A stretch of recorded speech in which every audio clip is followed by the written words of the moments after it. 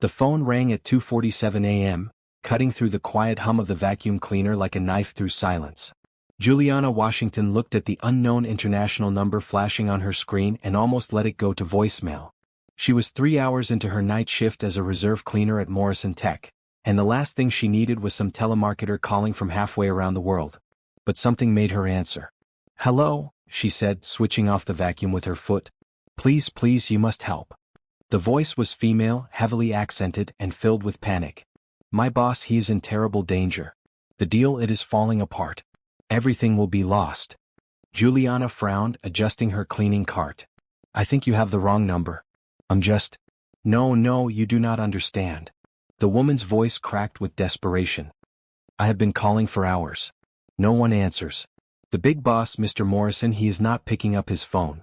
The meeting, it starts in 4 hours in Tokyo, and if he does not fix this, everything will be destroyed. Morrison." Juliana's eyes widened as she looked around the gleaming corporate lobby of Morrison Tech. She was standing in the very building this woman was talking about. The same building where she'd been working night shifts for the past 6 months, invisible to the executives who rushed past her during the day. "Wait," Juliana said slowly. "Are you talking about Nathan Morrison? The CEO?" Yes. You know him?" The woman's voice lifted with hope. "I am Lynn, his assistant in Tokyo office. I have been trying to reach him all night. There is crisis with the Yamamoto deal. Very bad crisis. If it is not fixed by morning Tokyo time, we lose everything. $100 million, maybe more." Juliana's heart started racing. She'd read about Nathan Morrison in the business magazines left scattered in the break room. Young, brilliant, and worth more money than she could imagine. But she'd never seen him in person during her night shifts. The executive floors were always empty by the time she arrived. "I'm sorry, but I can't help you," Juliana said. "I'm just a cleaner. I don't know anything about business deals or—" "Please?" Lynn's voice was desperate now. "You are there, in the building, yes? You can find him? His phone is off, security will not let me through. You are my only hope." Juliana looked at her watch. It was almost 3 a.m. The building was supposed to be empty except for security and the cleaning crew. But what if Nathan Morrison was still here? What if he was in trouble? "I don't know," Juliana said, uncertainty creeping into her voice. "Even if I could find him, what makes you think he'd listen to me? I'm nobody to him." "Right now, you are everybody to him," Lynn said urgently. "You are the only person who can save his company. Please, I am begging you. Just try to find him. Tell him Lynn called about Yamamoto deal. Tell him the contract translation was wrong. Tell him they think he is being disrespectful." The line went quiet except for Lynn's ragged breathing. Juliana could hear the desperation, the fear, the hope hanging in the silence between them. She thought about her own dreams, her own struggles, the way she'd always wished someone would take a chance on her. "Okay," she heard herself saying. "I'll try to find him. Thank you." Lynn's voice broke with relief. "Thank you so much. I will wait by my phone. Please hurry." The line went dead, leaving Juliana standing alone in the corporate lobby with her cleaning cart and a mission that seemed impossible. She looked up at the gleaming elevator buttons, each one leading to floors she'd cleaned but never truly belonged to. The executive suites were on the top 3 floors, levels 18 through 20. She'd never been up there while the building was occupied. But tonight everything was different. Juliana pushed her cart toward the elevator, her mind racing. What was she doing? She was a part-time cleaner who could barely make ends meet, and she was about to interrupt a billionaire CEO to deliver a message she didn't even fully understand. But something about Lynn's desperation had touched her. The way the woman had said, "Everything will be lost," reminded Juliana of her own fears about losing her small apartment, her dreams of someday starting her own business. The elevator dinged softly as it reached the 18th floor. The doors opened to reveal a world she'd only seen empty and quiet. Now, even at 3 a.m., there were lights on in several offices. The soft glow of computer screens illuminated the hallway, and she could hear the faint sound of someone typing. Juliana's heart hammered as she pushed her cart down the hallway. She'd never felt more out of place in her life. Her uniform was clean but worn, her sneakers squeaked softly against the polished marble floors, and she was acutely aware of how different she looked from the suited executives who normally walked these halls. She passed office after office, looking for any sign of Nathan Morrison. Most were dark, but a few showed signs of recent occupation. Coffee cups sat on desks, jackets hung over chairs, and papers were scattered across conference tables. It looked like people had been working late into the night. Then she heard it. A low groan coming from an office at the end of the hall. The nameplate on the door read, Nathan Morrison, Chief Executive Officer. Juliana hesitated, her hand hovering over the door handle. What if he was sick? What if he thought she was an intruder? What if she was about to make the biggest mistake of her life? But then she remembered Lynn's voice, the desperation and fear, and she knocked gently on the door. Mr. Morrison, she called softly. Are you okay? The groaning stopped. After a moment, a muffled voice called out, Who's there? My name is Juliana. I'm with the cleaning crew. I just got a call from someone named Lynn in Tokyo. She said it was urgent. There was a long pause, then the sound of shuffling papers and a chair creaking. Lynn? Are you sure? Yes, sir. She said something about a Yamamoto deal and a contract translation being wrong. She seemed really scared. The door opened suddenly, and Juliana found herself face to face with Nathan Morrison for the first time. He looked nothing like the confident executive she'd seen in magazine photos. His expensive shirt was wrinkled and partially unbuttoned, his dark hair was disheveled, and his eyes were red with exhaustion. He looked like he hadn't slept in days. You talked to Lynn? He asked, his voice hoarse. When? How? Just now. She called my phone by mistake, I think. She was trying to reach you and couldn't get through. She said you were in danger and that everything would be lost if the deal fell apart. Nathan ran his hands through his hair, leaving it even messier than before. God, I fell asleep at my desk. I've been working on this deal for 3 days straight. My phone must have died. It looked at Juliana with a mixture of confusion and hope. You said she mentioned the contract translation? Yes, and something about being disrespectful. She sounded really upset. Nathan's face went pale. Oh no. Oh no, no, no. If they think we're being disrespectful. He turned and rushed back into his office, leaving the door open. Juliana could see him frantically searching through papers on his desk. She stood in the doorway, unsure whether to follow or leave. Her cleaning cart sat abandoned in the hallway, and she felt completely out of her element. But something about Nathan's panic reminded her of her own moments of crisis, the times when everything seemed to be falling apart at once. Is there anything I can do to help? She asked quietly. Nathan looked up from his papers, seeming to notice her for the first time. Really notice her. His eyes took in her cleaning uniform, her worried expression, the way she was standing hesitantly in his doorway like she was ready to run. I'm sorry, he said, his voice softer now. I don't even know your name. Juliana Washington. Juliana. He nodded slowly. I'm Nathan. And you might have just saved my company. Nathan Morrison stared at Juliana Washington as if she were an angel who had materialized in his office doorway. The fluorescent lights of the hallway created a soft glow behind her, and for a moment, he wondered if he was hallucinating from exhaustion. Your phone? He said suddenly, extending his hand. Can I call Lynn back? Juliana fumbled for her phone and handed it over. Nathan's fingers were shaking slightly as he dialed, and she couldn't help but notice how different he looked from the confident CEO she'd imagined. His expensive suit jacket was draped over his chair, his tie was loose around his neck, and there were dark circles under his eyes.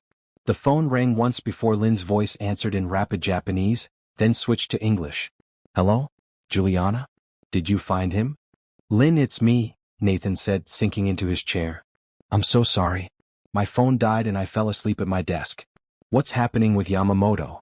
Even from where she stood, Juliana could hear Lynn's voice become more frantic. Mr. Morrison. Thank God. We have big problem. The contract you sent yesterday, Mr. Yamamoto's translator says it is very rude. They think you are being disrespectful to their company. Nathan's face went white. Disrespectful? Oh. I had our legal team review every word. That is the problem. Lynn interrupted. Legal team, they translated everything correctly, but they did not understand Japanese business culture. The way you addressed Mr. Yamamoto, the way you structured the proposal, it sounds like you think his company is small and unimportant. But that's not what I meant at all, Nathan said, running his free hand through his hair. Yamamoto Industries is one of the most respected companies in Asia. This deal is worth everything to us. I know, but Mr. Yamamoto, he is very traditional. He believes in honor and respect above all else. When he read your contract, he felt insulted. He is planning to cancel the meeting and work with your competitors instead. Nathan stood up so quickly his chair rolled backward and hit the wall. When is the meeting? 6 hours from now. 9 a.m. Tokyo time. That is 7 a.m. your time. Juliana looked at her watch. It was 3:15 a.m. Nathan had less than 4 hours to figure out how to save a deal he'd been working on for months. Lynn, what exactly did the translator say was wrong with the contract? Many things. The greeting was too casual. You used his first name instead of proper titles. You talked about your company's achievements before acknowledging his company's reputation. And the worst part, you structured the financial terms like you were doing him a favor instead of asking for a partnership. Nathan began pacing behind his desk, the phone pressed to his ear. Okay. I can fix this. I'll rewrite the entire contract. I'll have it to you in 2 hours. Mr. Morrison, Lynn's voice was gentle but firm. 2 hours will not be enough. You need to understand this is not just about contract language. Mr. Yamamoto feels that you do not respect him or his culture.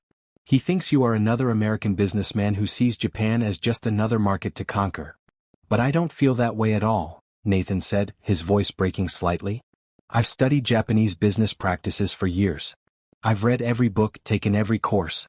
Reading books is not the same as understanding hearts, Lynn said quietly. Mr. Yamamoto is not just a businessman. He is a man who values honor, tradition, and genuine respect. You need to show him that you see him as an equal, not as a customer. Nathan stopped pacing and looked at Juliana, who was still standing in the doorway. She had been listening to every word, and something in her expression made him pause. Lynn, he said slowly, give me until 6 a.m. I'll call you back with a new approach. Mr. Morrison, I hope you understand how serious this is. If we lose Yamamoto Industries, we lose their entire network of partner companies. That is not just $100 million. That could be $500 million over the next 5 years. The line went quiet, and Nathan handed the phone back to Juliana. She could see the weight of the situation settling on his shoulders like a heavy blanket. $500 million, he whispered, mostly to himself. $500 million because I didn't understand how to say hello properly. Juliana surprised herself by speaking up. Maybe the problem isn't that you don't understand. Maybe the problem is that you're trying too hard to understand. Nathan looked at her sharply. What do you mean? I mean, when someone feels like you're not respecting them, it's usually because you're not seeing them as a real person. You're seeing them as a problem to solve or a goal to achieve. Nathan started, then stopped. Actually, you might be right. I've been so focused on getting this deal done that I haven't thought about what Mr. Yamamoto actually wants from this partnership. What does he want? Nathan sat down heavily in his chair. I honestly don't know. I know what his company does, I know their financial situation, I know their market position. But I don't know what he personally wants to achieve. Juliana stepped further into the office, her cleaning cart forgotten in the hallway. Can I ask you something? Why is this deal so important to you? Because it's the biggest deal in our company's history. Because it will establish us as a major player in the Asian market. Because it will prove that I can run this company as well as my father did. Your father? Nathan's expression softened. He started this company 30 years ago. Built it from nothing. When he passed away 2 years ago, everyone wondered if I could fill his shoes. This deal with Yamamoto would prove that I can. So this isn't just about money for you either. No, Nathan said quietly. It's about honor. It's about proving myself worthy of my father's legacy. Juliana nodded slowly. Maybe that's what you need to tell Mr. Yamamoto. Maybe instead of trying to impress him with your business knowledge, you need to be honest about why this matters to you. Nathan stared at her for a long moment. You know, for someone who works as a cleaner, you have remarkable insight into business relationships. I work as a cleaner, Juliana said with a slight smile, but I'm also a person who's had to earn respect in a world that doesn't always give it freely. I know what it feels like when someone sees your job instead of seeing you. Is that how you see me? As just another CEO? Juliana considered this. Honestly? 5 minutes ago, yes. But now I see someone who's scared of disappointing people he loves, even if they're not here anymore. That's something I understand. Nathan's phone rang again and he looked at Juliana before answering. It's Lynn. Mr. Morrison, Lynn's voice was urgent. I have been thinking. Maybe there is a way to fix this, but it will require you to do something very difficult. What? You need to call Mr. Yamamoto personally. Not a video conference, not an email. A personal phone call. You need to apologize for the misunderstanding and ask for the chance to start over. Apologize? But I didn't mean to be disrespectful. That does not matter. In Japanese culture, the intention matters less than the result. If he felt disrespected, then you were disrespectful, even if you did not mean to be. You must take responsibility and ask for forgiveness. Nathan looked at Juliana, who nodded encouragingly. Okay, he said. I'll do it. But Lynn, I need you to help me understand exactly what I should say.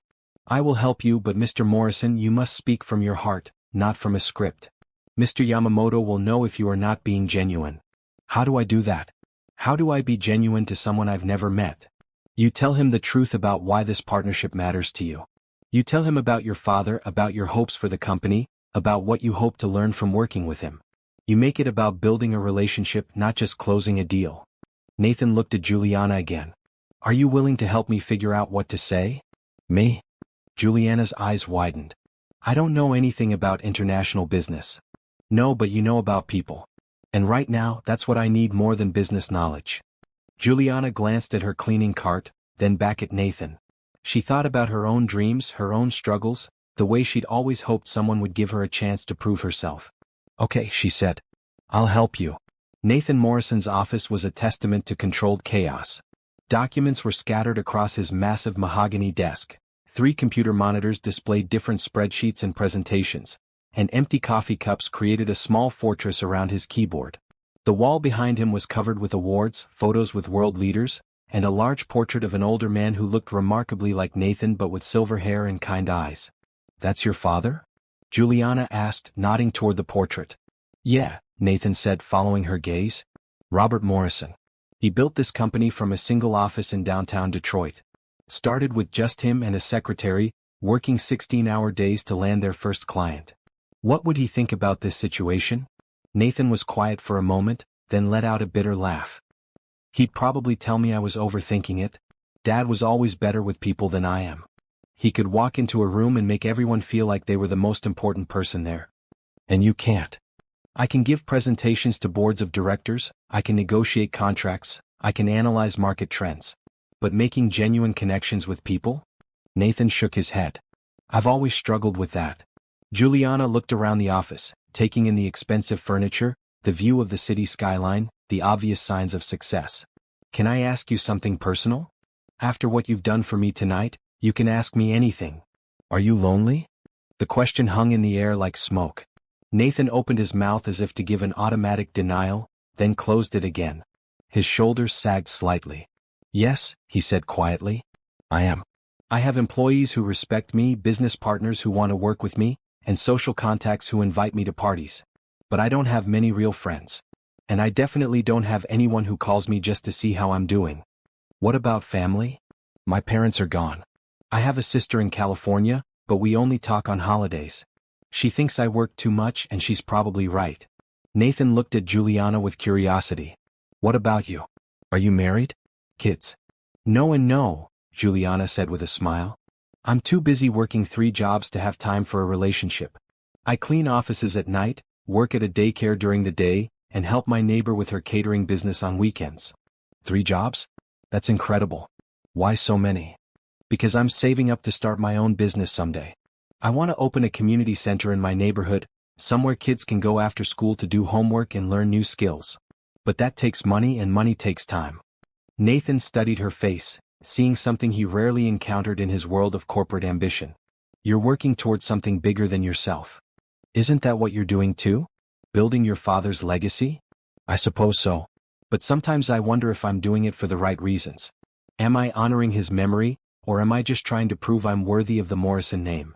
Before Juliana could answer, her phone rang. Lynn's number appeared on the screen. It's Lynn again, Juliana said, handing Nathan the phone. Mr. Morrison, Lynn's voice was tense. I have been researching more about Mr. Yamamoto. I found something important. What is it? His father also started their company from nothing.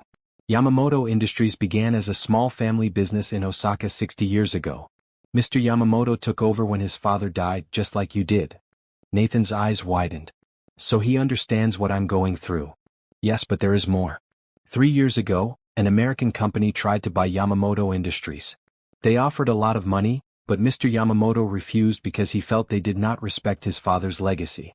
He said they saw his company as just another acquisition, not as a family's life work. And now he thinks I'm doing the same thing. Exactly. But Mr. Morrison, this could also be your opportunity. If you can show him that you understand what it means to carry on a father's legacy, if you can connect with him on that level, he might be willing to listen. Nathan looked at Juliana, who had been following the conversation intently. Lynn, what's the best way to approach this? You need to call him before the meeting.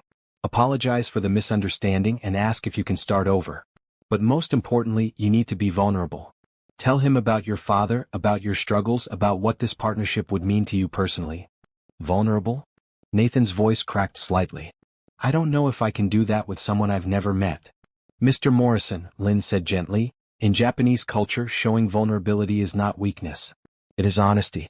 It is the foundation of trust. After Lynn hung up, Nathan sat in silence for several minutes.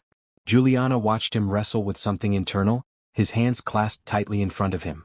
I've never told anyone about my father's death, he said finally.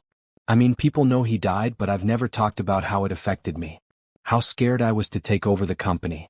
How every day I wonder if I'm making decisions he would approve of. Why haven't you talked about it? Because CEOs aren't supposed to be scared. We're supposed to be confident, decisive, strong. If I admit that I'm sometimes overwhelmed, that I miss my father's guidance, that I'm not sure I'm doing the right thing, what does that say about my ability to lead? It says you're human, Juliana said simply. And maybe that's what Mr. Yamamoto needs to hear. Nathan picked up his desk phone and stared at it. It's 4 a.m. here, which means it's 6 p.m. in Tokyo. He's probably at home with his family. Is that a bad thing? I don't know. I've never called a business partner at home before. Maybe that's the point. Maybe he needs to see that you're willing to step outside your comfort zone for this relationship. Nathan dialed the international number Lynn had given him. The phone rang several times before a formal voice answered in Japanese. Hello, this is Nathan Morrison from Morrison Tech in the United States. I'm calling to speak with Mr. Yamamoto if he's available.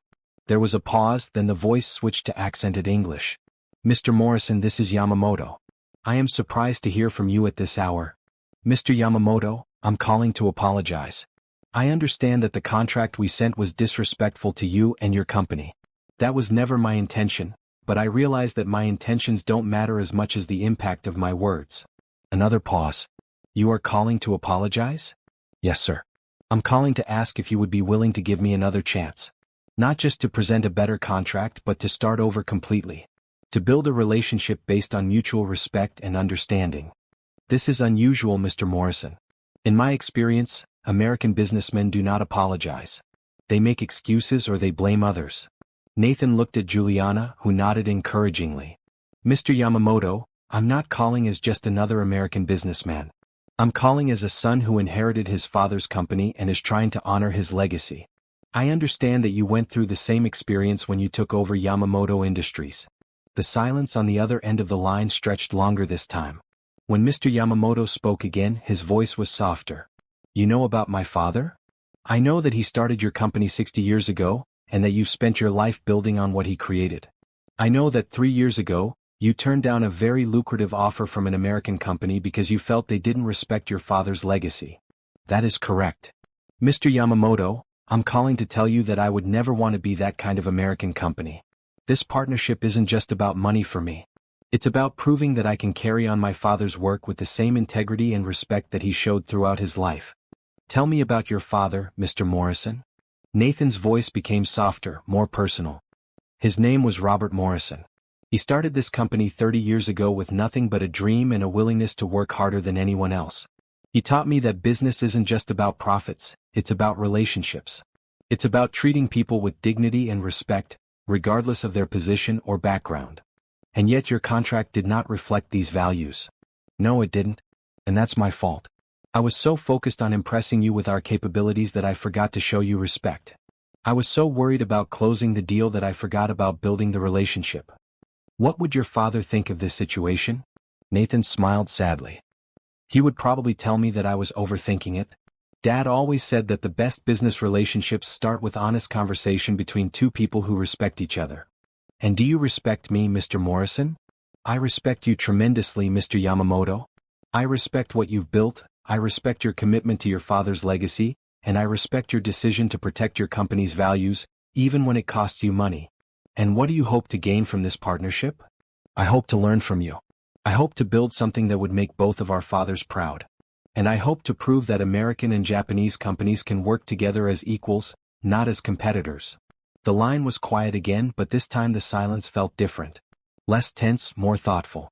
Mr. Morrison, Mr. Yamamoto said finally, I will agree to meet with you tomorrow. But I have conditions. Name them. First, we throw away the old contract completely. We start fresh. Agreed. Second, this meeting will not be about you trying to sell me on your company. It will be about us getting to know each other as people. Agreed. And third, you will bring the person who helped you make this phone call. I would like to meet them. Nathan looked at Juliana in surprise. I'm sorry, I don't understand. Mr. Morrison, I have been in business for 30 years. I know the difference between prepared remarks and genuine emotion. Tonight you spoke from your heart. But I do not think those words came from you alone. Someone helped you find that honesty. How did you know? Because the man who sent me that disrespectful contract could not have made the phone call I just received. Someone helped you see what was missing. Nathan looked at Juliana, who was shaking her head frantically. Mr. Yamamoto, I don't think that's necessary. The person who helped me isn't a business professional. Mr. Morrison, sometimes the most valuable insights come from people who are not business professionals. I would like to meet this person. Sir, she's a cleaning lady. She works the night shift in our building. And she helped you understand something that your expensive consultants and lawyers could not? Nathan looked at Juliana again, seeing her in a new light. Yes, she did. Then I definitely want to meet her. What is her name? Juliana Washington. Ms. Washington will be welcome at our meeting. In fact, I insist on it. After Nathan hung up, he and Juliana stared at each other in silence. I can't go to that meeting, Juliana said finally. I don't know anything about international business. You know the most important thing, Nathan replied. You know how to see people as human beings instead of just obstacles to overcome. But I'm just a cleaner. No, Nathan said firmly. You're the person who saved my company. And tomorrow you're going to help me save it again. The Tokyo meeting was scheduled for 7 a.m. Eastern Time, which gave Nathan and Juliana exactly 3 hours to prepare. Nathan had already called his assistant to clear his morning schedule, and now they sat in his office surrounded by printouts of Yamamoto Industries' history, financial reports, and cultural guides to Japanese business practices. I can't believe I agreed to this, Juliana said, looking overwhelmed as she flipped through a guide to Japanese business etiquette. I've never been in a meeting with international executives. You've never been in a meeting with any executives? Nathan pointed out.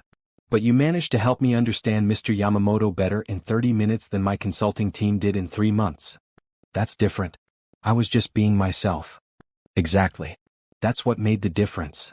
Juliana set down the etiquette guide and looked at Nathan seriously. Can I ask you something? What happens if this doesn't work? What if Mr. Yamamoto decides he doesn't want to work with your company after all?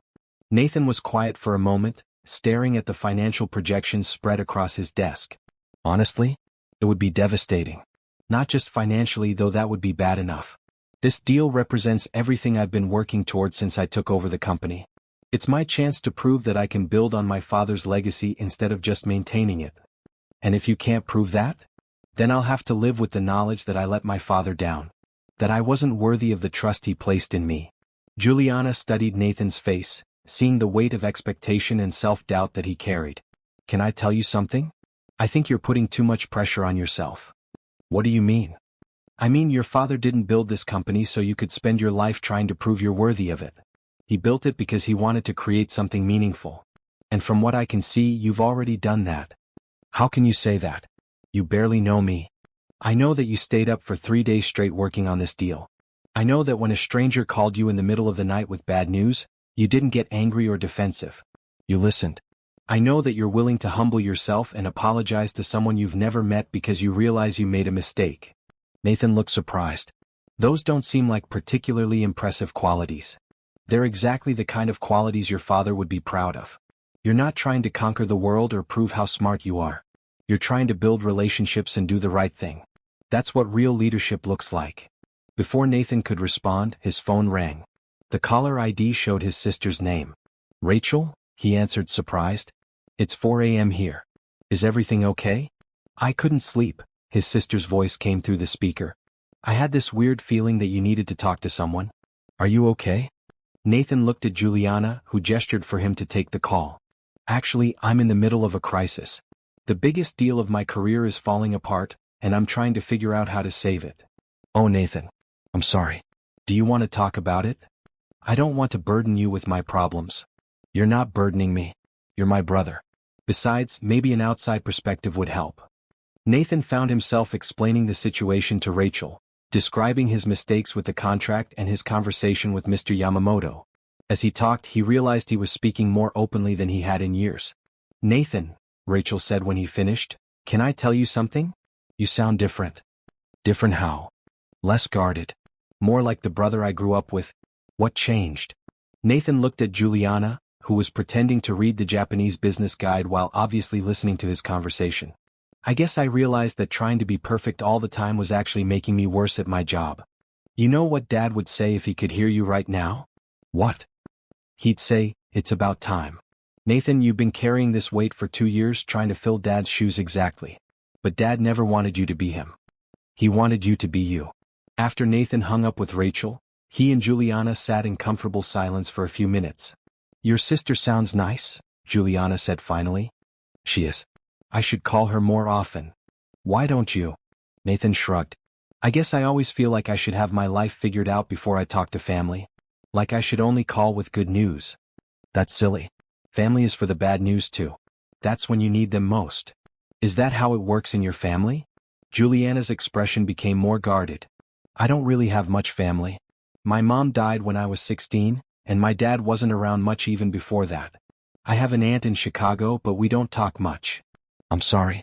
That must have been hard. It was. But it taught me to build my own family from the people who matter to me. My neighbor Mrs. Johnson, who hired me to help with her catering business. The kids at the daycare where I work. The other cleaners here who cover for me when I'm sick. That's why you want to start a community center. Exactly. I want to create a place where kids who don't have much family support can still feel like they belong somewhere. Nathan looked at Juliana with new understanding. You know what? I think Mr. Yamamoto is going to like you. Why? Because you understand what it means to build something from nothing. You understand what it means to take care of people. Lynn called again at 5:30 a.m. with final preparations for the meeting. Mr. Morrison, I have been thinking about how to structure this conversation. I think it would be best if you and Ms. Washington were both on the video call, but you should let her speak first. Me? Juliana's voice squeaked. I can't speak first. I don't know what to say. Ms. Washington, Lynn said gently, Mr. Yamamoto is curious about you. He wants to understand how you were able to help Mr. Morrison see what he was missing. Just be honest about your perspective. But I'm not a business expert. That is exactly why your perspective is valuable. Mr. Yamamoto has been dealing with business experts his whole career. You offer something different. After Lynn hung up, Nathan and Juliana spent the next hour preparing for the call. Nathan showed her how to use the video conferencing system, and they practiced introductions and basic conversation topics. Remember, Nathan said as they prepared to dial into the meeting, you don't have to be someone you're not. Mr. Yamamoto specifically asked to meet you because of who you are, not because of who you think you should be. What if I say something wrong? Then you'll apologize and move on. That's what I had to do and it worked out okay. At exactly 7 a.m., Nathan's computer screen flickered to life, revealing Mr. Yamamoto sitting in what appeared to be a traditional Japanese office. He was older than Nathan had expected, with gray hair and kind eyes behind wire-rimmed glasses. He wore a simple dark suit and sat with perfect posture. Mr. Morrison, Mr. Yamamoto said with a slight bow of his head. Thank you for arranging this meeting. Thank you for giving me another chance, Mr. Yamamoto. I'd like you to meet Juliana Washington. Juliana waved awkwardly at the camera. Hello, Mr. Yamamoto. It's nice to meet you. Ms. Washington, Mr. Yamamoto said, studying her through the screen. I understand you work as a cleaner in Mr. Morrison's building. Yes, sir. I work the night shift. And yet you were able to help Mr. Morrison understand something that his business consultants could not. How did you do this? Juliana looked at Nathan, who nodded encouragingly. Well, sir, I think sometimes when you're too close to a problem you can't see it clearly. I was able to step back and see that this wasn't really about business at all. It was about two people who both care about honoring their father's legacies. Mr. Yamamoto's expression softened slightly. That is very insightful. Tell me, what do you know about my father? I know that he started your company from nothing, just like Mr. Morrison's father did. I know that you've spent your life building on what he created. And I know that you've turned down opportunities that didn't respect what he built.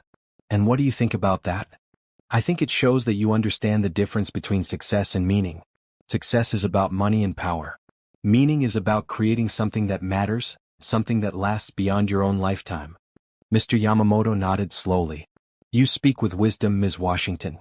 Tell me, what does Mr. Morrison hope to gain from this partnership? Juliana looked at Nathan, then back at the camera. I think he hopes to prove that he's worthy of his father's legacy. But I also think he's putting too much pressure on himself to be perfect. From what I can see, he's already proven himself. He just needs to believe it. And what do you think I hope to gain? I think you hope to find a partner who understands that business is about more than just making money.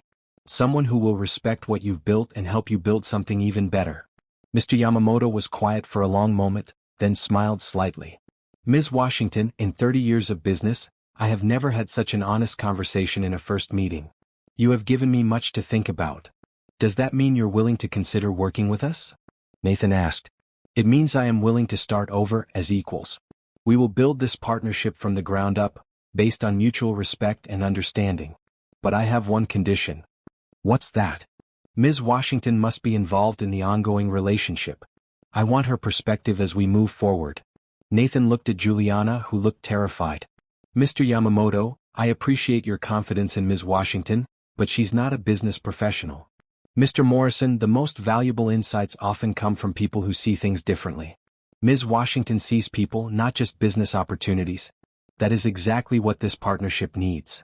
After the call ended, Nathan and Juliana sat in stunned silence. Did that really just happen? Juliana asked. I think you just became my business partner, Nathan said with a grin. I can't be your business partner. I'm a cleaner. You're a cleaner who just saved a $500 million deal. I think that qualifies you for a promotion. The sun was rising over the city as Nathan and Juliana worked through the details of what their partnership with Yamamoto Industries would look like. Nathan had ordered breakfast from the executive dining room, and they sat at his conference table with coffee, pastries, and a stack of legal documents. I still can't believe Mr. Yamamoto wants me involved in this, Juliana said, picking at a croissant. I don't even know what a business partnership really means. It means we're going to work together to create something bigger than either of us could create alone, Nathan explained. Yamamoto Industries has manufacturing capabilities and distribution networks throughout Asia. We have technology and innovation capabilities. Together, we can create products and services that neither of us could develop independently. And where do I fit in? You're going to be our cultural liaison. You're going to help us remember that business is about people, not just profits. You're going to make sure we don't lose sight of what really matters. Juliana shook her head. Nathan, I appreciate what you're trying to do, but I can't quit my other jobs to become some kind of business consultant. I have bills to pay and dreams to save for. What if I told you that this partnership could help you achieve your dreams faster than you ever imagined? What do you mean? Nathan pulled out a calculator and started writing numbers on a notepad. The initial consulting fee for this project would be $50,000. If the partnership is successful, there would be ongoing consulting fees of at least $20,000 per quarter. And if we establish additional partnerships using the same model, the fees could grow substantially. Juliana stared at the numbers. $50,000? Are you serious? Dead serious. And that's just the beginning. If you help us build a consulting practice around cultural sensitivity and human-centered business relationships, you could be making 6 figures within 2 years. 6 figures. Juliana's voice was barely a whisper. I could start my community center. You could start your community center and expand it beyond anything you've dreamed of. Juliana stood up and walked to the window, looking out at the city below. This is crazy. Yesterday I was worried about paying my rent, and now you're talking about 6-figure consulting fees. Juliana, you have a gift. You can see through all the corporate nonsense and get to the heart of what people really need. That's incredibly valuable in business. But I don't have any formal education in business. I don't have an MBA or any certifications. You have something more valuable than formal education. You have wisdom and empathy. You understand people. Juliana turned back to Nathan. What if I mess this up? What if I say something wrong in a meeting and ruin everything? Then we'll figure out how to fix it, just like we did with Mr. Yamamoto. The difference is that now we'll be working together instead of you saving me at the last minute. Working together, Juliana repeated. I like the sound of that. Nathan's phone rang and Lynn's number appeared on the screen. Mr. Morrison, Lynn said excitedly when Nathan answered. I have wonderful news. Mr. Yamamoto has been telling his colleagues about your meeting. 3 other companies have already expressed interest in similar partnerships. 3 other companies? Yes, and they specifically asked if Ms. Washington would be involved in their negotiations as well. Word is spreading quickly about your new approach to international business. Nathan looked at Juliana, who was listening with wide eyes. Lynn, can you send me details about these other companies? I will send everything within the hour. But Mr. Morrison, I must tell you something.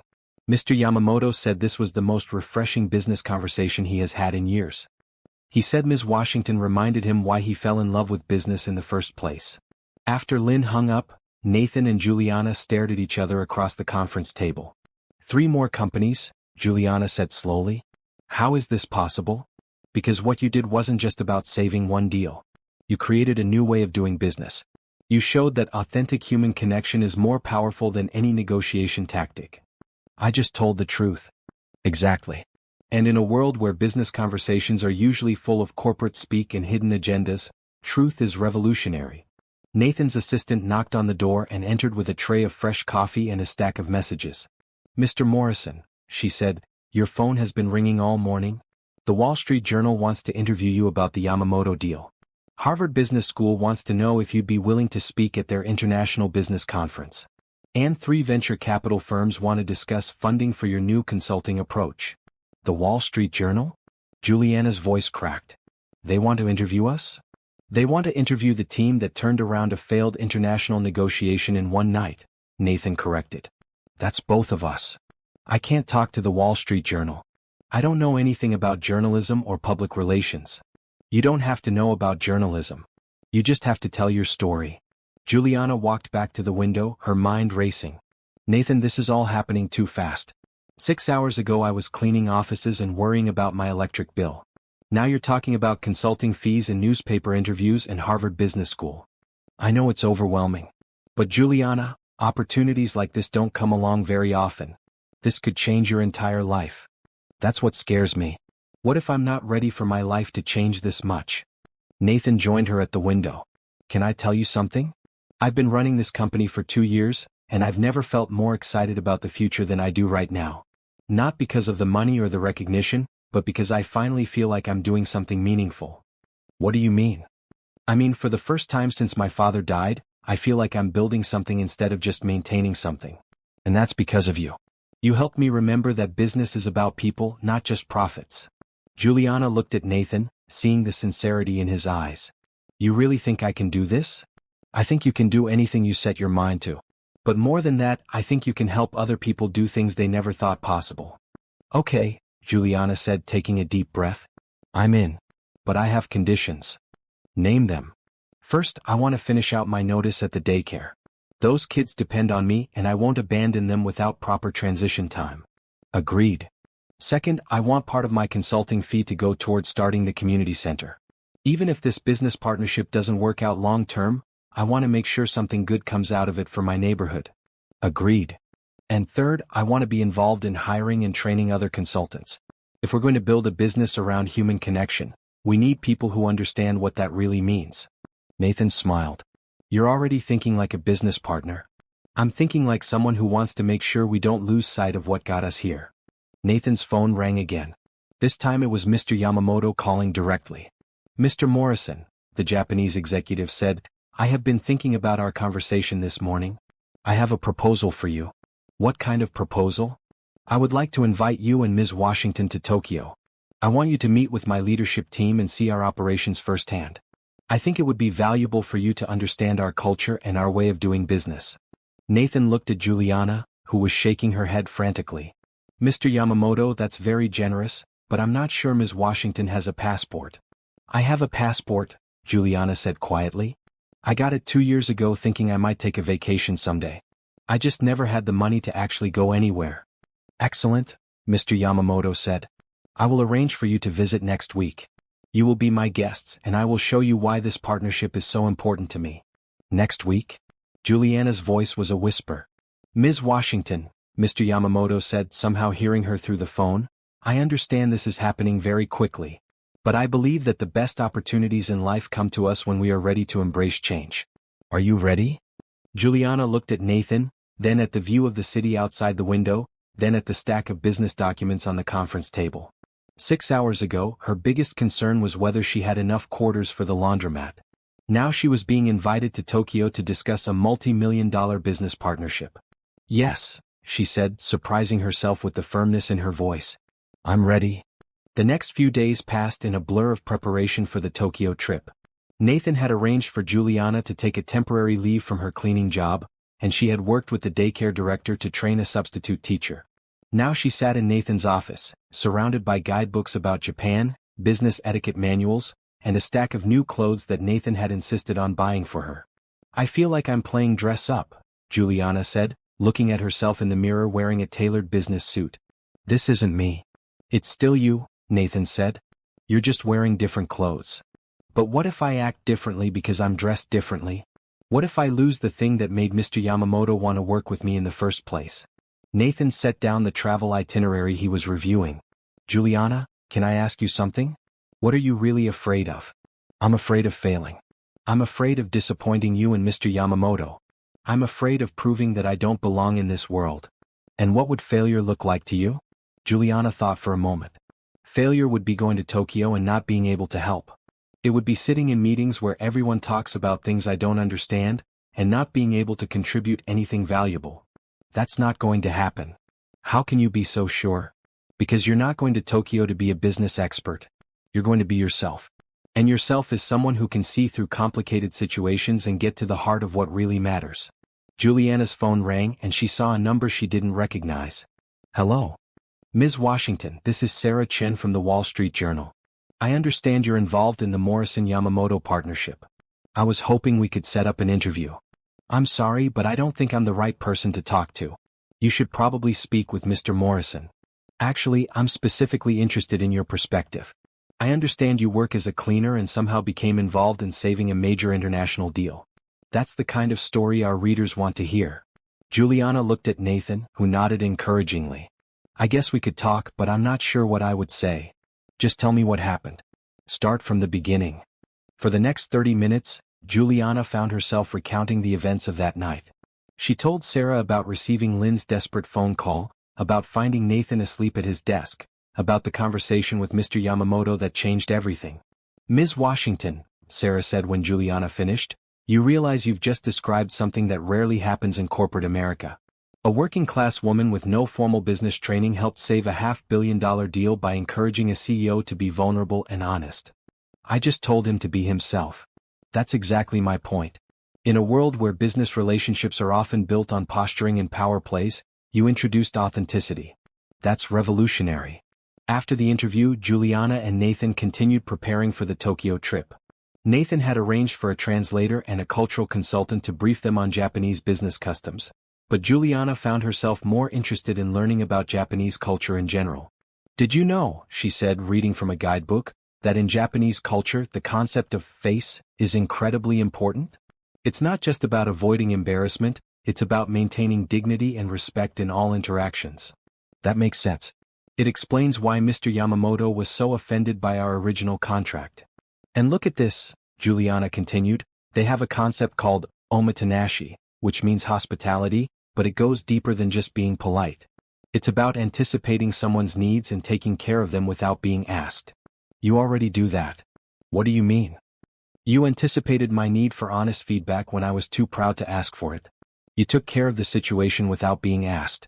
That's exactly what omotenashi means. That evening, Nathan invited Juliana to have dinner at his apartment so they could continue planning for the trip. His penthouse overlooked the city, and Juliana found herself amazed by the view. This is incredible, she said, looking out at the lights below. You can see the whole city from here. Sometimes I stand here and think about all the people down there, all the dreams and struggles and hopes. It makes me feel connected to something bigger than myself. Is that why you wanted to save the company? To feel connected to something bigger? Nathan poured 2 glasses of wine and joined her at the window. Partly. But I think it's also because I wanted to prove that I could build something meaningful, not just inherit something valuable. You know what I think? I think you've already proven that. The fact that you were willing to humble yourself and call Mr. Yamamoto shows that you're not just trying to protect your inheritance. You're trying to create something new. They sat down for dinner, and Nathan found himself sharing more about his childhood, his relationship with his father, and his fears about living up to the Morrison name. My father was larger than life, he said. Everyone loved him. He could walk into a room and make everyone feel like they were the most important person there. I've always felt like I was living in his shadow. Maybe that's because you're trying to be him instead of being yourself. What do you mean? I mean, your father was who he was because of his experiences, his personality, his time in history. You're who you are because of your experiences, your personality, your time in history. Instead of trying to be him, maybe you should focus on being the best version of yourself. And what does the best version of myself look like? Juliana smiled. I think it looks like someone who stays up all night to save a business deal, not because he has to, but because he cares about the people involved. Someone who's willing to learn from a cleaning lady because he knows that good ideas can come from anywhere. Is that really how you see me? That's how I've always seen you. From the moment I found you asleep at your desk, I could tell that you were someone who cared more about doing the right thing than about being right. Nathan looked at Juliana across the dinner table, seeing her in the soft light of the candles he had lit. She was beautiful, but it wasn't just her physical appearance that drew him to her. It was her authenticity, her kindness, her ability to see the best in people and situations. Juliana, he said quietly, I need to tell you something. What? This partnership, this trip to Tokyo, all of it has been amazing. But the best part has been getting to know you. You've changed how I see business, how I see myself, how I see what's possible. Nathan, I know this is complicated. I know we come from different worlds. But I can't ignore what I'm feeling. Juliana set down her wine glass. What are you feeling? I'm feeling like I've found someone who sees me for who I really am, not for what I represent or what I can provide. I'm feeling like I've found a partner in every sense of the word. A partner? Someone I want to build a life with, not just a business with. Juliana was quiet for a long moment, looking out at the city lights. Nathan, I care about you too. More than I expected to. But I'm scared. Scared of what? Scared that this is all moving too fast. Scared that once the excitement of the business deal wears off, we'll realize we don't have as much in common as we think we do. And what if we realize we have more in common than we think we do? Then I guess we'll figure it out as we go. Nathan reached across the table and took her hand. Is that a yes to figuring it out together? That's a yes to seeing where this goes. But Nathan, I need you to understand something. I'm not going to change who I am to fit into your world. I'm not going to pretend to be someone I'm not. I would never want you to change. The person you are is exactly the person I'm falling in love with. Falling in love? Juliana's voice was soft. Yes. I think I've been falling in love with you since the moment you knocked on my office door and asked if I was okay. Juliana squeezed his hand. Then I guess we're both falling. The morning of their departure to Tokyo, Nathan and Juliana arrived at the office early to handle some last-minute business. Lynn had scheduled a preliminary video conference with Mr. Yamamoto's leadership team, and Nathan wanted to make sure everything was perfect. Are you nervous? Nathan asked as they set up the video equipment in the conference room. Terrified, Juliana admitted. What if they don't like me? What if they think Mr. Yamamoto made a mistake including me in this partnership? They're going to love you. Just be yourself. That's what you keep saying, but being myself got me into this situation. I'm not sure being myself is going to get me out of it. Nathan laughed. Juliana, being yourself is exactly what's going to make this partnership successful. You can't start doubting that now. The video call was scheduled for 9 a.m., which was 11 p.m. in Tokyo. Lynn had explained that Mr. Yamamoto's team was used to late-night calls with American partners, so the timing wouldn't be unusual. At exactly 9 a.m., the screen flickered to life, revealing Mr. Yamamoto sitting at a large conference table with 4 other executives. Nathan recognized the setting as a traditional Japanese boardroom, with clean lines and minimal decoration. Mr. Morrison, Ms. Washington, Mr. Yamamoto said with a slight bow. Thank you for joining us this morning. I would like you to meet my leadership team. He introduced each person individually.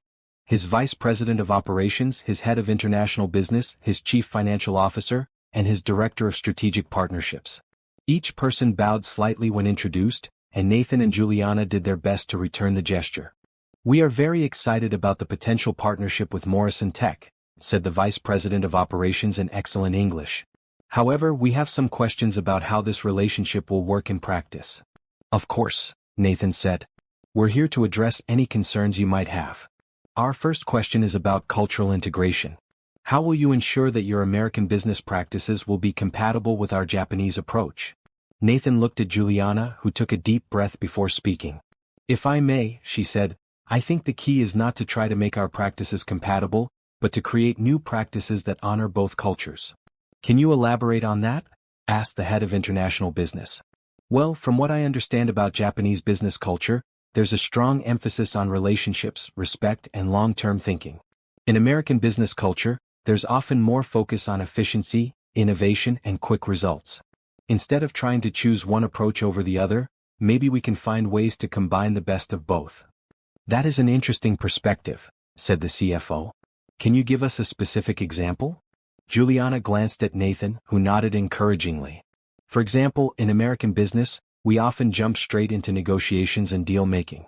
But I've learned that in Japanese culture, it's important to build relationships first. So maybe we could structure our partnership meetings to include time for relationship building alongside the business discussions. You mean like starting each meeting with personal check-ins? Asked the Director of Strategic Partnerships. Exactly. Taking time to ask about each other's families, to share what's happening in our lives, to understand each other as people before we try to solve problems as businesses. Mr. Yamamoto smiled. Ms. Washington, you understand something that many international business consultants do not. Business is not separate from life. It is part of life. That's exactly right, Juliana said, gaining confidence. When we try to separate business relationships from human relationships, we lose the foundation that makes partnerships really work. The conversation continued for another 30 minutes, with Mr. Yamamoto's team asking detailed questions about implementation, timeline, and success metrics. Nathan handled most of the technical business questions, while Juliana provided insights about cultural sensitivity and relationship building. We have one final question, Mr. Yamamoto said as the call was winding down. Ms. Washington, you are not a traditional business consultant. What makes you confident that you can contribute to this partnership? Juliana was quiet for a moment, then spoke from her heart. Mr. Yamamoto, I'm not confident that I can contribute to this partnership. I'm confident that I can learn from this partnership. I'm confident that I can bring a different perspective and ask different questions. And I'm confident that I care enough about the success of this relationship to work as hard as necessary to make it succeed. And if you make mistakes? Then I'll apologize, learn from them, and do better next time. Just like anyone else would. Mr. Yamamoto nodded approvingly. That is the attitude we value most in our partners. Not perfection, but commitment to continuous improvement. After the call ended, Nathan and Juliana sat in the conference room feeling a mixture of relief and excitement. I think that went well, Nathan said. Really? I felt like I was making it up as I went along. You were. That's what made it so effective. You were being authentic instead of giving rehearsed answers. I still can't believe they're taking me seriously. Juliana, you need to start taking yourself seriously. You just held your own in a high-level international business discussion. You provided insights that no one else in that room could have provided. I guess I did, didn't I? You absolutely did. And tomorrow, you're going to do it again in Tokyo. That afternoon, as they prepared to leave for the airport, Nathan's assistant brought him a stack of messages and emails that had accumulated during the video call. Mr. Morrison, she said, you have 3 more interview requests, 2 speaking invitations, and 5 companies asking about consulting services. Also, Harvard Business School called again about having you and Ms. Washington speak at their International Business Conference. Harvard Business School wants both of us? Juliana asked. They specifically requested both of you. They said they've never heard of a partnership like yours, and they want their students to learn from your approach.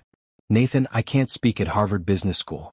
Those are some of the smartest business students in the world. And you're going to teach them something they can't learn from textbooks. What's that? That business is about people.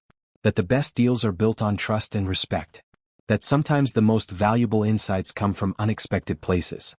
As they headed to the airport, Juliana looked out the window at the city she'd lived in her whole life. Tomorrow she would be on the other side of the world, discussing business partnerships with executives who ran billion-dollar companies. 6 months ago she was worried about making rent. Now she was about to embark on an adventure that could change her life forever. Nathan, she said as their car pulled up to the airport, whatever happens in Tokyo, I want you to know that this has already been the most amazing experience of my life. Whatever happens in Tokyo, Nathan replied, I want you to know that meeting you has been the best thing that's ever happened to me. Even better than saving the company? Especially better than saving the company. Companies can be rebuilt. But finding someone who sees you for who you really are? That's once in a lifetime. As they walked through the airport together, Juliana felt a mixture of nervousness and excitement that she'd never experienced before. She was about to step into a world she'd never imagined she could be part of. But she wasn't stepping into it alone. She was stepping into it with someone who believed in her, someone who saw her potential even when she couldn't see it herself. "Are you ready for this?" Nathan asked as they approached their gate. "No," Juliana said with a smile. "But I'm ready to try." The flight to Tokyo was Juliana's first time on an international flight, and she spent most of the 13 hours alternating between amazement at the experience and anxiety about the meetings ahead. Nathan had booked first-class seats, and Juliana felt overwhelmed by the luxury of it all. "I still can't believe this is real," she said, looking out the window at the Pacific Ocean below.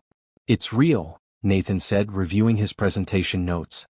"And in 6 hours, we'll be in Tokyo preparing for the most important meetings of our lives. No pressure or anything. Juliana, you're going to be fine. Just remember what got us this far. Your honesty, your ability to see people as people, your gift for cutting through complications to find the truth." They landed at Narita Airport at 3 p.m. local time, and Lynn was waiting for them at customs. She was a petite woman in her 30s with a warm smile and perfect English. "Mr. Morrison, Ms. Washington," she said, bowing slightly. "Welcome to Japan. I hope your flight was comfortable." "Thank you for arranging everything, Lynn," Nathan said. "We're excited to be here." "And nervous," Juliana added with a laugh. "That is completely normal," Lynn said as she led them to a waiting car. "Mr. Yamamoto is also nervous. This is the first time he has entered into a partnership based primarily on personal connection rather than just business metrics." "Is that a good thing or a bad thing?" Juliana asked. "It is a brave thing," Lynn replied. "And in my experience, brave things often lead to the best outcomes." The drive from the airport to their hotel took them through downtown Tokyo, and Juliana was amazed by the combination of ultra-modern skyscrapers and traditional architecture. Neon signs and Japanese characters created a kaleidoscope of colors, and the streets were filled with people even in the middle of the afternoon. "It's incredible," Juliana said, pressing her face to the window. "I've never seen anything like this." "Mr. Yamamoto is looking forward to showing you some of his favorite places in the city," Lynn said. "He believes that understanding a place helps you understand its people." They checked into their hotel, a luxury property in the heart of the business district. Nathan and Juliana had adjoining rooms on the 20th floor, with views of Tokyo Bay in the distance. "Get some rest," Nathan said as they parted ways in the hallway. "Tomorrow is going to be a big day." "Nathan," Juliana said, stopping him before he went into his room. "Are you sure about this? Are you sure I belong here? I've never been more sure of anything in my life." The next morning, they met Lynn in the hotel lobby for breakfast before heading to Yamamoto Industries headquarters. The building was a gleaming 30-story tower with the company logo prominently displayed in both Japanese and English. "Mr. Yamamoto will meet with you first," Lynn explained as they rode the elevator to the executive floor. "Then you will present to the full leadership team, and finally you will tour the facilities." "What if the presentation doesn't go well?" Juliana asked. "Then we adapt and try a different approach," Nathan said. "That's what partnerships are about." Mr. Yamamoto's office was spacious but understated, with traditional Japanese artwork on the walls and a view of the city below. He greeted them warmly, offering tea and asking about their flight. "Ms. Washington," he said, "how do you find Tokyo so far?" "It's overwhelming in the best possible way," Juliana said honestly. "Everything is so different from what I'm used to, but also beautiful and exciting. That is exactly how I felt when I first visited New York 20 years ago. Different can be frightening, but it can also be inspiring." They spent 30 minutes discussing the partnership in general terms, with Mr. Yamamoto asking thoughtful questions about their vision for working together. Nathan presented the business framework they had developed, while Juliana talked about the cultural integration aspects. "I am impressed with your preparation," Mr. Yamamoto said. "You have clearly put much thought into this partnership. Now, shall we meet with my team?" The presentation was scheduled to take place in Yamamoto Industries' main conference room, a sleek space with a large table and state-of-the-art video conferencing equipment. Mr. Yamamoto's 5 senior executives were already seated when they arrived, along with 2 additional people Lynn introduced as consultants. "Before we begin," Mr. Yamamoto said, "I want to explain something to my team. This partnership is different from others we have considered because it is built on personal relationships rather than just business logic. Ms. Washington, in particular, brings a perspective that we have not encountered before. Nathan began the formal presentation, outlining the technical aspects of their proposed collaboration. He discussed market opportunities, financial projections, and implementation timelines. His presentation was polished and professional, and the Japanese executives asked detailed questions about logistics and risk management. Then it was Juliana's turn to talk about the human elements of the partnership. "Mr. Yamamoto and his team," she began, "I want to start by acknowledging that I'm not a traditional business consultant. I don't have an MBA or years of corporate experience. What I do have is a different way of looking at relationships." She was 5 minutes into her presentation when the video conferencing equipment suddenly went dead. The screens went black, the audio cut out, and the room was plunged into an awkward silence. "I'm sorry," Lynn said, frantically pressing buttons on the control panel. "We were supposed to have 3 other companies joining us virtually for this presentation. Let me see if I can fix this." Nathan and Juliana exchanged worried glances. This was supposed to be their big moment to demonstrate their new approach to international partnerships, and the technology was failing at the worst possible time. "Perhaps we should reschedule," suggested the CFO. "If the other companies cannot participate, it might be better to wait." "Actually," Juliana said, surprising everyone, "maybe this is an opportunity." "What do you mean?" Mr. Yamamoto asked. "I mean, maybe instead of trying to give a perfect presentation to people who are watching us through screens, we could have a real conversation with the people who are actually in this room." The Japanese executives looked confused, but Mr. Yamamoto nodded slowly. "Continue, Ms. Washington." "Well, I was about to talk about the importance of personal connections and business relationships. But instead of talking about it, maybe we could actually experience it. Instead of presentations and slides, maybe we could just get to know each other as people." "You want to abandon the formal presentation?" asked the head of international business. "I want to try something different." "Mr. Yamamoto, can I ask you a personal question?" "Of course." "What made you want to go into business in the first place? Not what made you take over your father's company, but what made you excited about business as a young man?" Mr. Yamamoto was quiet for a moment, then smiled. "When I was a child, my father would take me to work with him sometimes. I remember watching him solve problems for his customers, seeing how happy they were when he found solutions they hadn't thought of. I wanted to be part of that process of helping people get what they needed." "And do you still feel that way?" "Sometimes. But in recent years, business has become more about numbers and metrics than about helping people. That is why your approach interested me so much." Juliana turned to the other executives. "What about the rest of you? What drew you to this company?" One by one, each executive shared their story. The CFO talked about wanting to build something that would last beyond his lifetime. The head of operations described his passion for creating efficient systems that made people's lives easier. The director of strategic partnerships shared her belief that businesses could be forces for positive change in the world. "You know what I hear in all of your stories?" Juliana said when everyone had spoken. "I hear people who care about more than just making money. I hear people who want to create value for others." "That is true," Mr. Yamamoto said. "But Ms. Washington, how does this translate into a successful business partnership? Because when people are motivated by the same values, they find ways to solve problems together. When people trust each other and share the same goals, they don't need perfect contracts or detailed procedures. They just need to commit to working things out." Nathan, who had been watching this conversation unfold with amazement, spoke up. "What Juliana is describing is exactly what happened when we first met. We didn't have a formal business relationship or a detailed plan. We just had a shared commitment to solving a problem and helping people. And look where that led us," Juliana added. "We're sitting in Tokyo, discussing a partnership that could benefit millions of customers in both of our countries." Lynn, who had been quietly working on the video equipment, suddenly spoke up. "Mr. Yamamoto, I have the other companies back online. Should I connect them to the meeting?" Mr. Yamamoto looked around the table at his executives, then at Nathan and Juliana. "No," he said finally. "I think we are having a much more valuable conversation without them." "But sir," the CFO said, "those companies represent significant partnership opportunities."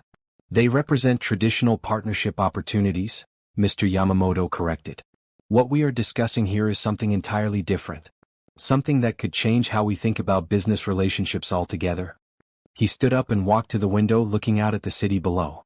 "For 30 years, I have been in meetings where people present slides and discuss metrics and negotiate terms. Those meetings produce adequate results. But this conversation, this approach that Ms. Washington is describing, this could produce extraordinary results. What are you saying? Asked the head of international business. I am saying that we are going to proceed with this partnership exactly as Ms. Washington suggests. Not because it follows best practices or because it minimizes risk, but because it feels right. Because it honors what we all said we wanted to achieve when we first got into business. The room was quiet for a moment, then the director of strategic partnerships started laughing. You know what? He's right. I haven't been this excited about a business opportunity in years. But what about the other companies? The CFO asked. We will work with them using traditional approaches, Mr. Yamamoto said. But with Morrison Tech we will try something new. We will build a partnership based on trust, shared values, and genuine friendship. Nathan felt a wave of relief and excitement wash over him. Mr. Yamamoto, I can't tell you how grateful we are for your faith in us. The gratitude should be mutual, Mr. Morrison. You and Ms. Washington have reminded me why I fell in love with business in the first place. As the meeting concluded, Lynn approached Juliana quietly. Ms. Washington, what you did in there was remarkable. You turned a technology failure into an opportunity for deeper connection. I just tried to make the best of a bad situation. No, you did more than that. You showed everyone in that room that authentic relationships are more powerful than perfect presentations. That is a lesson that will change how they approach all of their business relationships going forward. As they left the Yamamoto Industries building, Nathan and Juliana walked through the bustling streets of Tokyo, both of them still processing what had just happened. I can't believe you abandoned our entire presentation, Nathan said with a grin. I can't believe it worked, Juliana replied. It worked because it was authentic. Because it was you being yourself in a situation where most people would have panicked. I did panic. I just tried not to let it show. That's what courage looks like, Juliana. Not the absence of fear, but action in spite of fear. They stopped at a small restaurant for lunch, and Nathan found himself watching Juliana as she tried to navigate chopsticks for the first time. She was laughing at her own clumsiness, asking the waitress for help, and generally approaching this new experience with the same openness and authenticity that had won over Mr. Yamamoto's team. Juliana, he said quietly, I think I'm falling in love with you. She looked up from her struggle with the chopsticks, her eyes wide. You think? No, I know. I'm definitely falling in love with you. Even though I almost ruined our presentation? Especially because you almost ruined our presentation and then turned it into something better than we ever could have planned. Juliana reached across the table and took his hand. Nathan, I'm falling in love with you too. And that scares me almost as much as speaking at Harvard Business School. Why does it scare you? Because I never expected to find someone who sees the world the way I do. Someone who values the same things I value. Someone who makes me feel like I can be myself, and that's enough. More than enough, Nathan said, squeezing her hand. You're everything. The next morning, Nathan and Juliana were scheduled to tour Yamamoto Industries' main manufacturing facility outside Tokyo. Mr. Yamamoto had arranged for them to see the entire operation, from product design to final assembly, as a way of understanding how their companies might work together operationally.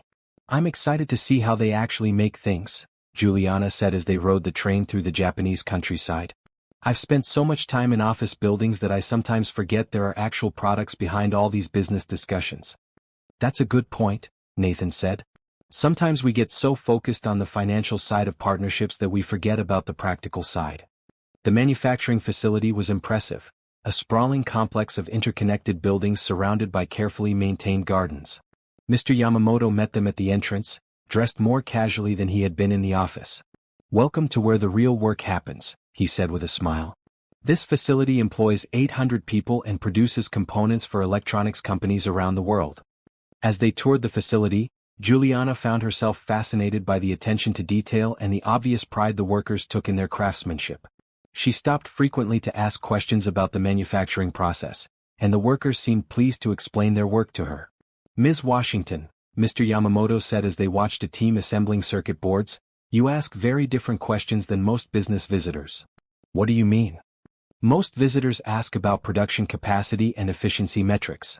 You ask about how long workers have been here and whether they enjoy their jobs. Well, I figure if the people doing the work are happy and proud of what they're doing, the products are probably going to be better. That is exactly right. Happy workers produce higher quality products. But many business leaders do not understand this connection. They were halfway through the tour when Lynn appeared, looking concerned. She spoke to Mr. Yamamoto in rapid Japanese, and his expression became serious. I apologize, he said to Nathan and Juliana, but we have an urgent situation that requires my immediate attention. One of our major clients is threatening to cancel a large order due to a quality issue. What kind of quality issue? Nathan asked. They claim that our latest shipment of components does not meet their specifications. If they cancel this order, it will affect production schedules for the next 6 months. Is there anything we can do to help? Juliana asked. Mr. Yamamoto looked surprised. Ms. Washington, this is not your problem to solve. Maybe not, but we're supposed to be partners. Partners help each other, right? Nathan nodded. What exactly is the client claiming is wrong with the components? They say the components are not performing according to the agreed specifications. But our quality control tests show that everything is within acceptable parameters. There seems to be a disconnect somewhere. Have you talked to them directly about what they're experiencing? Juliana asked. Our technical team has been exchanging emails with their technical team, but the communication has not been productive. Maybe that's the problem, Juliana said. Sometimes when people are frustrated and worried, email just makes things worse. Maybe someone needs to have a real conversation with them. Mr. Yamamoto considered this. The client is in Germany. It would be difficult to arrange a face-to-face meeting on short notice. What about a video call? Nathan suggested. Not a formal presentation, but a real conversation where everyone can ask questions and work through the problem together. That is possible, but our technical team has already tried video calls. The German team remains unconvinced. Maybe the problem isn't technical, Juliana said. Maybe it's about trust and communication. What do you mean? I mean, maybe the German team doesn't feel like they're being heard or understood. Maybe they need to feel like you're taking their concerns seriously, even if the technical data suggests everything is fine. Mr. Yamamoto was quiet for a moment, then nodded slowly. Ms. Washington, would you be willing to participate in a call with this client? Your perspective on communication might be valuable. Me? I don't know anything about electronics manufacturing. You know about people. And sometimes people problems are more complicated than technical problems. An hour later, they were back in Mr. Yamamoto's office, setting up for a video call with the German client. The client was a mid-sized electronics company that used Yamamoto's components in their products. The CEO and Chief Technical Officer were both on the call, along with their head of quality control. Mr. Yamamoto, the German CEO said, his frustration evident even through the video connection. We have been trying to resolve this issue for 2 weeks. Your components are not performing as specified, and this is affecting our production schedule. I understand your frustration, Mr. Yamamoto said. Our quality control data shows that the components meet all specifications, but clearly there is a problem. Can you help us understand exactly what you are experiencing? The components fail our stress tests at much lower levels than your specifications indicate they should handle. Nathan spoke up. Are you using the same testing methodology that we agreed upon in the original contract? Of course we are, the German CTO said defensively. We are not amateurs. Juliana noticed the tension in the German team's voices and decided to try a different approach. Excuse me, she said, I'm not a technical expert, but can I ask a question? When you say the components are failing stress tests, what exactly happens? What does failure look like? The German quality control manager answered. The components begin to show performance degradation after approximately 60% of the specified stress level. And what happens if you continue testing beyond that point? We do not continue testing because we consider 60% degradation to be failure. Mr. Yamamoto's technical team exchanged glances. Sir, one of them said quietly in Japanese, then switched to English. I think we may have found the problem. In our testing methodology, we consider anything above 50% to be acceptable performance. But they are looking for 90% performance. So you're both right, Juliana said. Your components are meeting your specifications, and their components are failing their requirements. Exactly, Nathan said, understanding the issue now. This isn't a quality problem, it's a specification mismatch. The German CEO looked confused. But the contract clearly states the performance requirements. Yes, Mr. Yamamoto said, but it appears we interpreted those requirements differently than you did. So how do we fix this? The German CTO asked. We could modify our manufacturing process to meet your higher performance requirements, Mr. Yamamoto said. But that would increase costs and delivery time. Or, Juliana suggested, you could look at whether your performance requirements are actually necessary for your application. Maybe you need 60% performance, not 90%. That is an interesting point, the German quality control manager said. Our requirements were based on worst-case scenarios that may not reflect actual usage conditions. What if we ran some tests together? Nathan suggested. Your team and our team could work together to determine what performance level is actually needed for your specific application. That sounds reasonable, the German CEO said, his tone much more positive than it had been at the beginning of the call. How quickly could we arrange such testing? We could have a team in Germany within a week, Mr. Yamamoto said. And we could send some of our technical people to Japan to observe your manufacturing process, the German CTO added. After the call ended, Mr. Yamamoto looked at Nathan and Juliana with amazement. In 30 minutes, you solved a problem that my technical team has been working on for 2 weeks. We didn't solve the technical problem, Nathan said. We solved the communication problem. Exactly, Juliana added. The technical problem will still need to be worked out by the engineers. But now they're working together instead of against each other. Ms. Washington, Mr. Yamamoto said, you have just demonstrated the value of your approach to business relationships. You helped turn adversaries into collaborators. I just asked questions and listened to the answers. Sometimes that's all it takes. That evening, Mr. Yamamoto invited Nathan and Juliana to dinner at his home, a traditional Japanese house in a quiet neighborhood outside the city. His wife and teenage daughter joined them for the meal, and Juliana found herself charmed by the family's warmth and hospitality. Papa tells us you saved his biggest partnership, Mr. Yamamoto's daughter said in perfect English. I think your father and Mr. Morrison did most of the saving, Juliana replied. I just asked some questions. Sometimes questions are more powerful than answers, Mr. Yamamoto's wife said with a smile. After dinner, Mr. Yamamoto walked Nathan and Juliana through his garden, pointing out various plants and explaining their significance in Japanese culture. Mr. Morrison, Ms. Washington, he said as they paused beside a small pond, I have a proposal for you. What kind of proposal? Nathan asked. I would like to expand our partnership beyond just our 2 companies. I would like to create a new kind of consulting service that helps other international partnerships succeed by focusing on human relationships rather than just business metrics. You mean like a formal consulting business?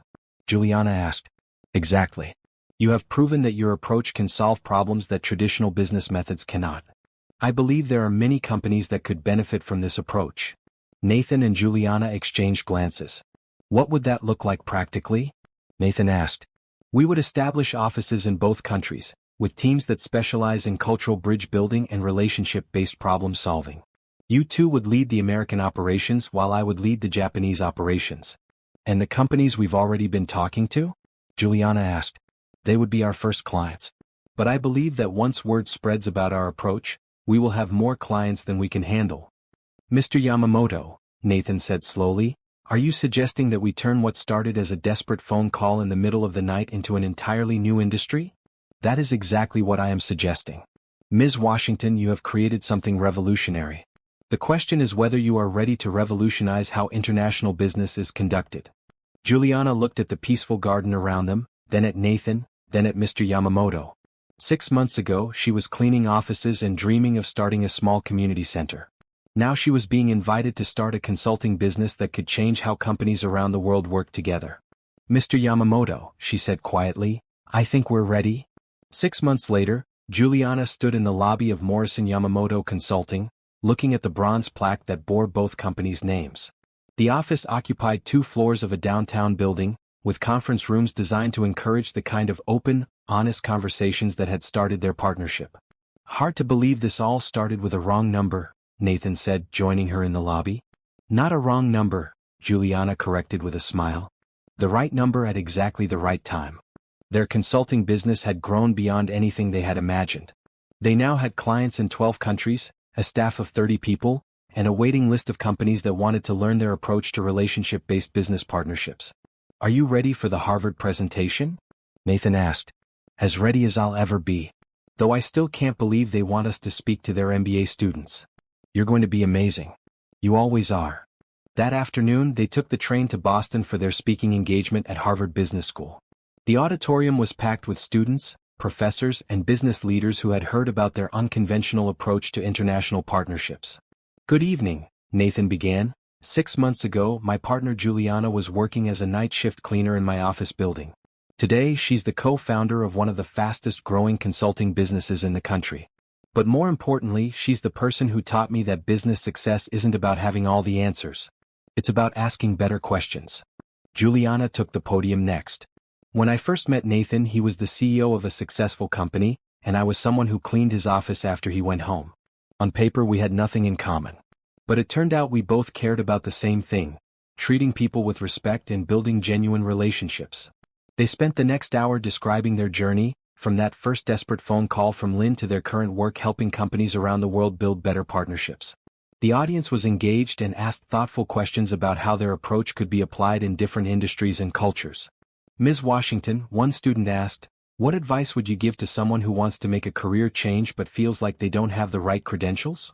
"I'd tell them that credentials are less important than caring," Juliana replied. "If you genuinely care about solving problems and helping people, you'll find ways to contribute that no one else can. Your different background might be exactly what's needed." After the presentation, they were approached by a young woman who introduced herself as a first-year MBA student. "Ms. Washington," she said, "I wanted to thank you for your presentation.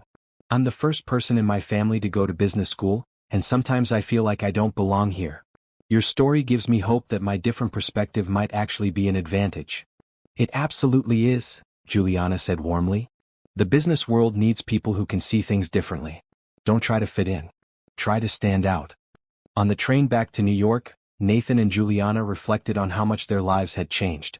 "Do you ever miss the simplicity of your old life?" Nathan asked. "Sometimes," Juliana admitted. "There was something peaceful about cleaning offices at night, listening to music, thinking about my dreams. But I don't miss feeling like my dreams were impossible. And now I dream bigger dreams. I'm not just thinking about opening one community center anymore. I'm thinking about teaching other people how to start their own community centers, how to build businesses that care about more than just profit." "Speaking of which," Nathan said, pulling an envelope from his briefcase, "I have something for you." Juliana opened the envelope and found a check for more money than she had ever seen at one time. "Nathan, what is this?" "Your share of the consulting fees from this quarter. Plus a bonus for the 3 new clients you brought in last month. This is enough to buy the building for my community center." "I know. I also know that you've been looking at that old warehouse in your neighborhood. The one that would be perfect for a youth center and job training facility."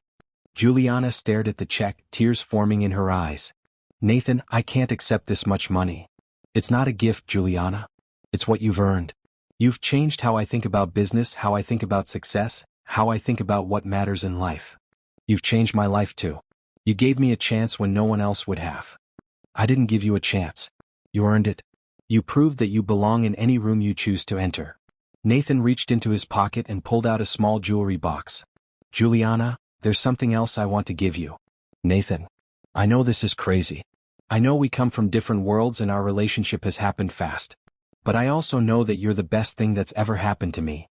He opened the box to reveal a simple but elegant engagement ring. "I'm not asking you to marry me right now. I'm asking if you'll consider building a life with me. Not just a business but a real partnership in everything." Juliana looked at the ring, then at Nathan, then out the window at the landscape passing by. "Nathan, are you sure about this? Are you sure you're ready to be with someone who will always ask uncomfortable questions and challenge the way things are supposed to be done?" "I'm counting on it. Juliana, you make me want to be better than I am. You make me want to build something meaningful instead of just something profitable. And you make me believe that I can achieve things I never thought possible," Juliana said, taking his hand. "Yes, Nathan. I want to build a life with you." As Nathan slipped the ring onto her finger, Juliana thought about the journey that had brought them to this moment. It had started with a wrong number, continued with a leap of faith, and led to a love that was built on mutual respect, shared values, and genuine partnership. "You know what the best part is?" she said as they pulled into Penn Station. "What?" "We get to keep doing this together. Building businesses, helping people, changing how the world thinks about relationships and success. And raising a family," Nathan added quietly. "A family? Someday. If you want to. Kids who grow up knowing that success isn't about what you have, it's about what you give." Juliana smiled, looking at her engagement ring sparkling in the train's fluorescent lights.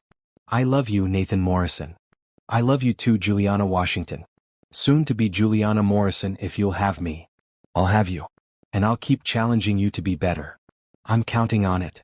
As they walked through the bustling station together, hand in hand, Juliana reflected on how much her life had changed since that night 6 months ago when she answered a phone call that wasn't meant for her.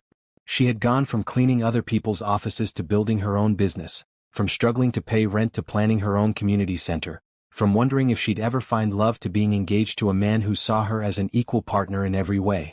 But most importantly, she had learned that success wasn't about changing who you are to fit into someone else's world. It was about being authentically yourself and finding people who valued that authenticity. It was about building relationships based on trust, respect, and genuine care for each other's dreams. The wrong number had turned out to be exactly the right call at exactly the right time. And it had led to a love story that was about much more than romance. It was about two people who had found in each other the perfect partner for building a life and a business that mattered. As they hailed a taxi to take them home to their shared apartment overlooking the city where their story had begun, Nathan squeezed Juliana's hand. "Ready for the next adventure?" he asked. "With you? I'm ready for anything." Thank you for joining Juliana and Nathan on their incredible journey. Their story shows us that sometimes the most unexpected moments can lead to the most beautiful changes in our lives.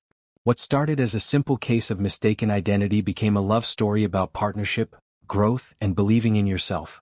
I'd love to hear from you. What moment in the story resonated with you most? Have you ever had an unexpected opportunity change your life? What did you think about Juliana's transformation from cleaner to business consultant?